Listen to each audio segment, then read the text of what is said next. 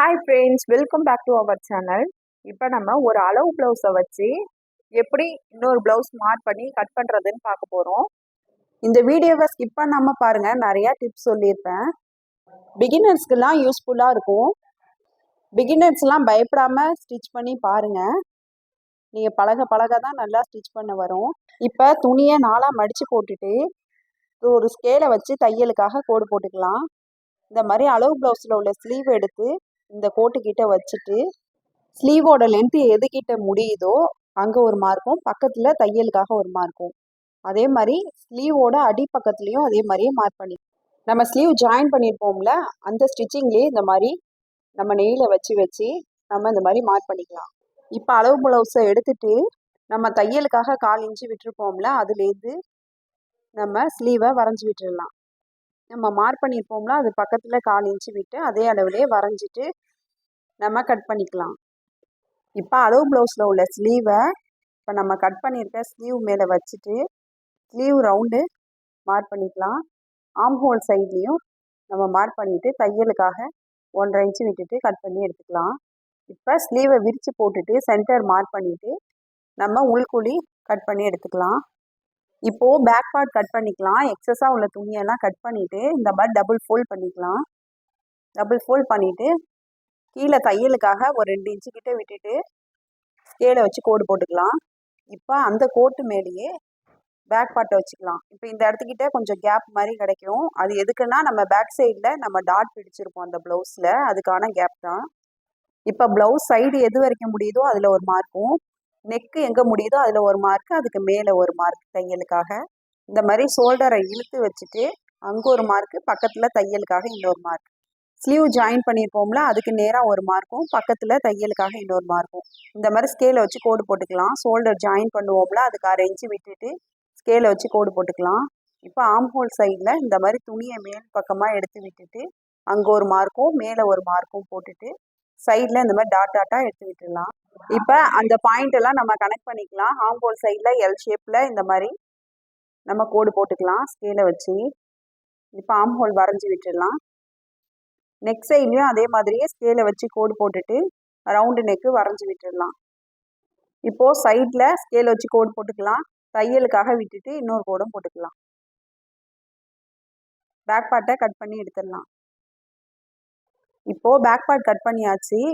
பக்கத்தில் பேலன்ஸ் உள்ள துணியில் இந்த மாதிரி பேக் பார்ட்டை எடுத்து வச்சுட்டு நம்ம ஆம்போல் சைடு வரைஞ்சி விட்டுட்டு நெக்கு எது வரைக்கும் வரும்னு மார்க் பண்ணிக்கலாம். அளவு ப்ளவுஸில் ஷோல்டர்லேருந்து கீழே அந்த மெயின் டாட் வரைக்கும் எவ்வளோ ஹைட்டு வருதுன்னு மார்க் பண்ணிக்கலாம். அதுதான் ஃப்ரண்ட் பார்ட்டோட ஹைட்டு. இப்போது அதே ஷோல்டர்லேருந்து மெயின் டாட் எது வரைக்கும் நம்ம ஸ்டிச் பண்ணியிருக்கோமோ அது வரைக்கும் ஒரு மார்க்.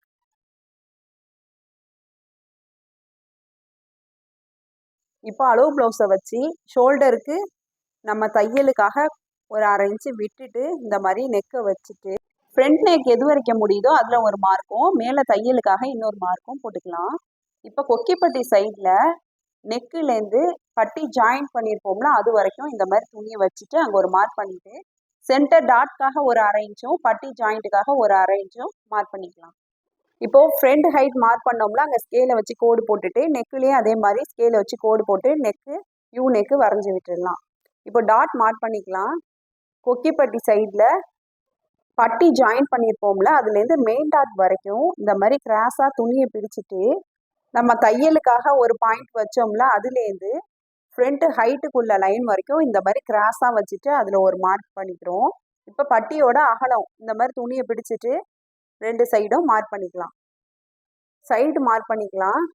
ஆம்கோல் சைட்லேயும் தையலுக்காக 1/4 இன்ச்சு விட்டுட்டு அதுலேருந்து பட்டி ஜாயின் வரைக்கும் எவ்வளோ தூரம் வருதோ அதுக்கு தையலுக்காக ஒரு 1/2 இன்ச்சு விட்டுட்டு மார்க் பண்ணிக்கலாம். நம்ம மெயின் டாட் மார்க் பண்ணோம்னா அது சென்டர் பாயிண்ட்லேருந்து கீழே ஒரு 1/2 இன்ச்சுக்கு ஒரு பாயிண்ட் வச்சுட்டு இந்த மாதிரி ஸ்கேலை வச்சு கனெக்ட் பண்ணிக்கலாம் 2 சைட்லேயும்.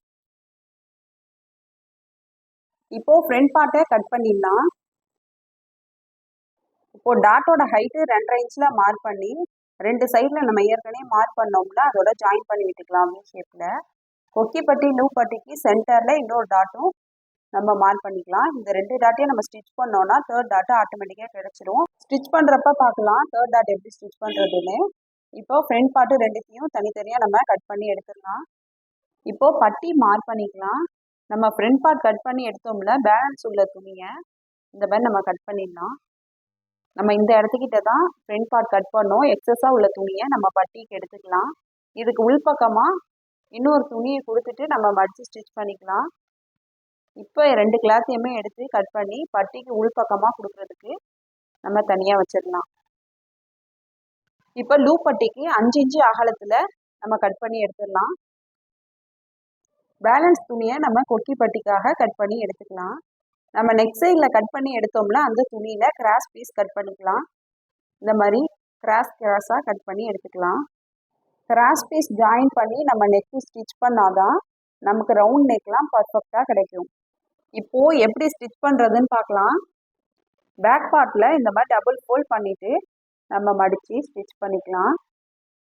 நம்ம ஸ்டார்டிங்கில் எந்த அளவுக்கு மடிக்கிறோமோ எண்டு வரைக்குமோ அதே அகலத்திலே மடித்து நம்ம ஸ்டிச் பண்ணிக்கலாம்.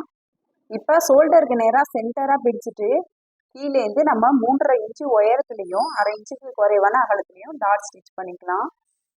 இன்னொரு சைட்லையும் இதே மாதிரியே ஸ்டிச் பண்ணி எடுத்துக்கலாம். இப்போது பேக் பார்ட் ரெடி ஆகிடுச்சு. இப்போ இதை ஓரமாக வச்சுக்கலாம். ஃப்ரண்ட் பார்ட்டில் மெயின் டாட் ஸ்டிச் பண்ணிக்கலாம். நம்ம ஏற்கனவே மார்க் பண்ணி வச்சோம்னா அதுக்கு மேலேயே இந்த மாதிரி ஸ்டிச்சஸ் போட்டு எடுத்துக்கலாம். நம்ம இப்போ தான் டாட் ஸ்டிச் பண்ணும்போது பேக் ஸ்டிச் போடாமல் கொஞ்சம் த்ரெட்டு விட்டுட்டு கட் பண்ணணும். கொக்கிப்பட்டி லூப்பட்டி சைடை இந்த மாதிரி சமமாக மடிச்சுட்டு 1/4 இன்ச்சு குறைவான அகலத்துலேயும் 2 இன்ச்சு உயரத்துலேயும் இன்னொரு டாட் ஸ்டிச் பண்ணிக்கலாம். ஒவ்வொரு டாட்டுக்கும் 2 ஸ்டிச்சஸ் போட்டுக்கலாம். இப்போ இந்த 2 டாட்டையுமே நம்ம இந்த மாதிரி பிடிச்சு பார்த்தோன்னா சென்டரில் ஒரு கோடு மாதிரி வரும். இப்போ துணி அப்படியே மடிச்சுட்டு 3rd டாட் ஸ்டிச் பண்ணிக்கலாம். நம்ம எப்போதும் 2 டாட் மார்க் பண்ணுறப்ப சென்டரில் 3rd டாட் மார்க் பண்ணுவோம். அந்த மெத்தடில் மார்க் பண்ணுறதை விட இந்த மாதிரி 2 டாட்டையுமே மார்க் பண்ணி ஸ்டிச் பண்ணதுக்கப்புறம் இந்த மாதிரி 2 டாட்டையும் பிடிச்சிட்டு சென்டரில் 3rd டாட் ஸ்டிச் பண்ணோம்னா கப் ஷேப் பர்ஃபெக்டாக வந்துடும். இப்போது பட்டி ஸ்டிச் பண்ணிக்கலாம். நம்ம பட்டி துணி 2 துணி கட் பண்ணி வச்சோம். அதை இந்த மாதிரி ஒன்றா ஜாயின் பண்ணிவிட்டு துணியை விரித்து போட்டுட்டு படிமான தையல் போட்டுக்கலாம். இன்னொரு சைட்லேயும் படிமான தையல் போட்டுக்கலாம். இப்போது பட்டியை நல்ல பக்கமாக எடுத்து விட்டு ஓரத்தில் தையல் போட்டுக்கலாம். 2 சைட்லேயும் ஒரே மாதிரி தையல் போட்டுட்டு நல்ல பக்கம் ரெண்டுமே மீட் ஆகிற மாதிரி வச்சுட்டு அளவு ப்ளவுஸில் கொக்கி பட்டியோட சைடில் பட்டியோட ஹைட்டை மார்க் பண்ணிவிட்டு பக்கத்தில் தையலுக்காக அரைஞ்சி விட்டுக்கலாம். ப்ளவுஸ் சைட்லேயும் பட்டியோட ஹைட்டை மார்க் பண்ணிவிட்டு மேலே தையலுக்காக அரைஞ்சி மார்க் பண்ணிக்கலாம். இப்போ போட் ஷேப்பில் நம்ம வரைஞ்சி விட்டுடலாம். இப்போ அளவு ப்ளவுஸை வச்சு பட்டியோட அகலத்தை மார்க் பண்ணி கட் பண்ணி எடுத்துடலாம். எக்ஸஸாக கொஞ்சம் துணியை விட்டுட்டு கட் பண்ணிக்கலாம். இப்போ கொக்கி பட்டி லூப் பட்டி சைடில் வர பட்டியை இந்த மாதிரி மார்க் பண்ணி எடுத்துக்கலாம்.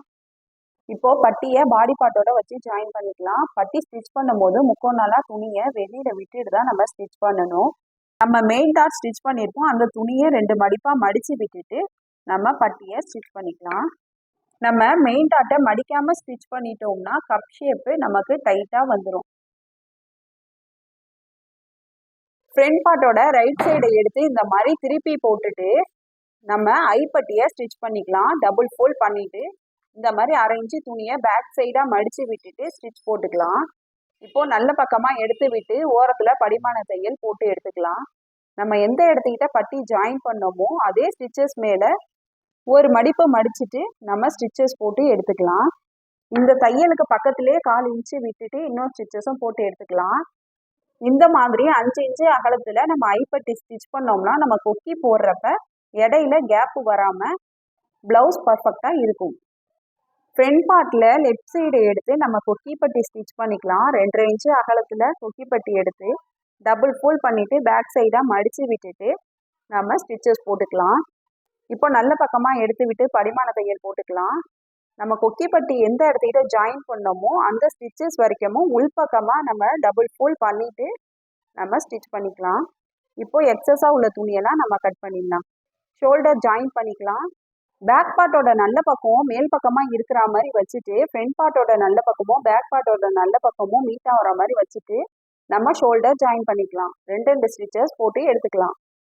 ஸ்லீவோட ஓரத்தில் மடித்து ஸ்டிச் பண்ணிக்கலாம். இப்போது ரைட் சைடு ஸ்லீவ் எது லெஃப்ட் சைடு ஸ்லீவ் எதுன்னு மார்க் பண்ணிக்கலாம். இப்போ ஸ்லீவ் ஜாயின் பண்ணிக்கலாம். நம்ம ஷோல்டர் ஜாயின் பண்ணோம்ல அந்த சென்டரும் ஸ்லீவோட சென்டரும் ஒன்றா மேட்ச் ஆகிற மாதிரி வச்சுட்டு இந்த மாதிரி கொஞ்சம் கொஞ்சமாக நவர்த்தி விட்டுட்டு எங்கே ஸ்டார்டிங் பாயிண்ட் இருக்கும் அங்கேருந்து நம்ம ஸ்லீவை ஜாயின் பண்ணலாம். ஸ்லீவ் ஜாயின் பண்ணுறப்ப நம்ம துணியை பிடிச்சி இழுக்காமல் பொறுமையாக ஸ்டிச் பண்ணிக்கலாம். அளவு ப்ளவுஸை வச்சு பேக் பார்ட்டில் எது வரைக்கும் ஸ்டிச்சஸ் வருதுன்னு நம்ம மார்க் பண்ணிக்கலாம்.